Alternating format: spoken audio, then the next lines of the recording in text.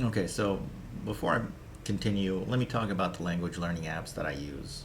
Okay, let me put this on screen record. So as you see, not the very bottom row, but the bottom row of the apps, I have Tandem, an app called Tandem, and an app called HelloTalk.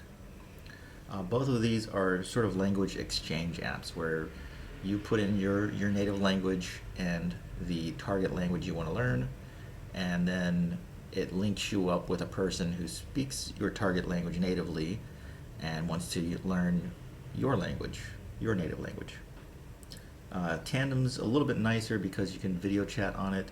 HelloTalk has a little bit more like a social media feature, sort of like a news feed.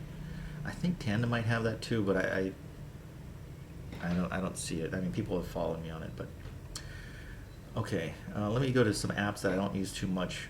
Here, Chegg, the flashcards. I like that because sometimes you can do the text-to-speech option for certain flashcards with certain languages. It's free also because I'll talk about Anki here in a bit. Anki is not free unless it's on your computer, then it's absolutely free. Here's a TTMIK, talk to me in Korean.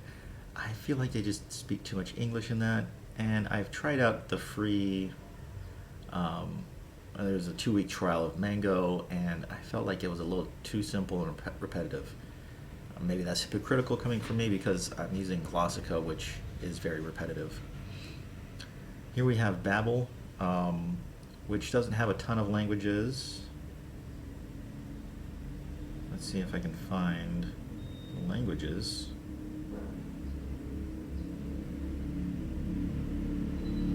Okay, I gotta switch it here. It doesn't have a ton of languages, but I mainly got it to try out Russian. And the lessons here are pretty good. You'll see me practice it here in a little bit, and I'll mention it again. My biggest gripe about Babbel is that print is so tiny. I'm not even sure how to fix that. FluentU, I used this earlier. This is basically, it shows you a video, has vocabulary at the bottom. It's a bit pricey too. I'm not sure if I'll continue using this or not. I believe it's pricey. I want to say for what it is, it's fairly pricey. Let's see what languages it has. Alright, where's settings? And that's the list of languages it has. Anki is so this app I think is about $28 on iOS at least. I'm not sure if it costs much money on Android, and I know it's free on desktop. Now, the nice thing about this is it's just a flashcard program with space-based repetition. What you can do is you can go find a shared deck list, right? So you can go to their website, and let's just look at Spanish because I have a ton. You can see pre-made cards here, and where it says notes, those are the note cards. All right, so this one here has like 5,000 Spanish words with 5,000 images and nearly 5,000 bits of audio. Clima. Puerta. So you'll be able to, when you use the app, you'll see it later, it basically repeats cards with more frequency that you have the most difficulty with. If you have too much difficulty with a certain card, it'll just remove it. You can adjust that option if you want. But the nice thing is people have already made all these decks of flashcards for you. So you can just take theirs and you can alter them as well. It's hard to alter it on the app itself. It's easier to do it with the desktop app. Drops I talked about a little bit. I'll show it again just in case I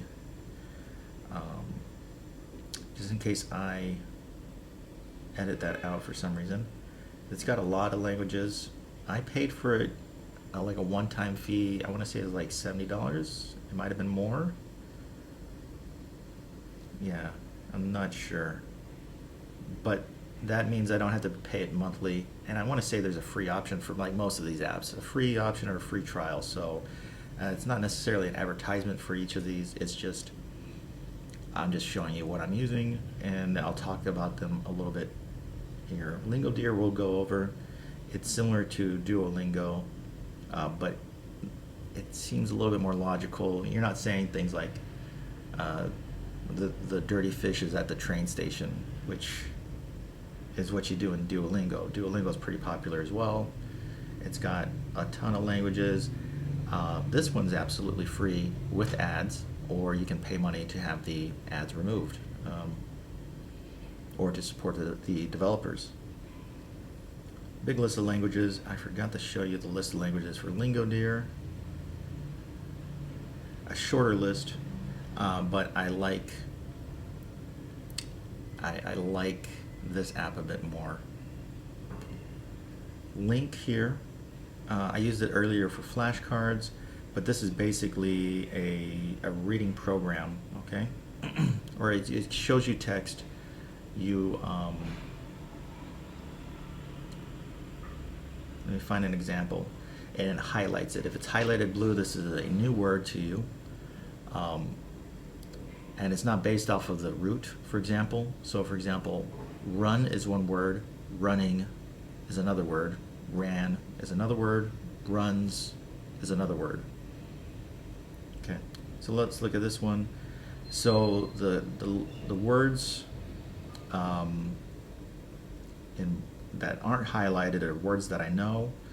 The words in yellow are words I've seen before. The lighter they are, the more you know them, and the blue is words that are absolutely new to me. So this one, 주세요, means like basically give me. 주세요. Yeah. And it's with a polite ending, so I do know that word. It says there, I know this word. So this one's a name, for example. someone. Huh. I believe that's a name. Oh no, maybe this is just, it's a dialogue, and I guess it is a waiter. So you can also listen to the audio. 뭐 드릴까요?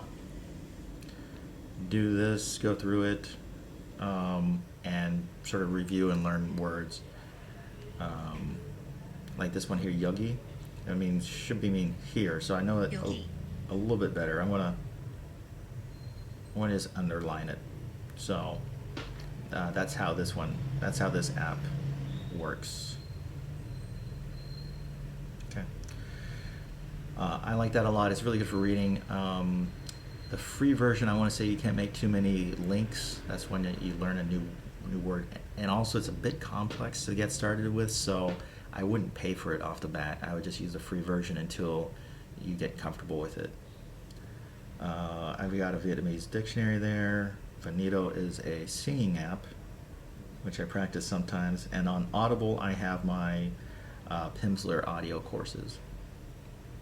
Pimsleur does have an app, and I know it's pricier just to buy them outright, but I don't know. It's just the way I want to do it. Okay, so now let's go into LingoDeer. We're going to practice Korean still, continue with Korean, and I'm still working on the alphabet. I just do a brief lesson. So I got like 2 more lessons before I can be done with the alphabet, and we'll go through it here. 자, Oh. 자, Yeah, the consonant sounds in Korean are pretty difficult too. 자,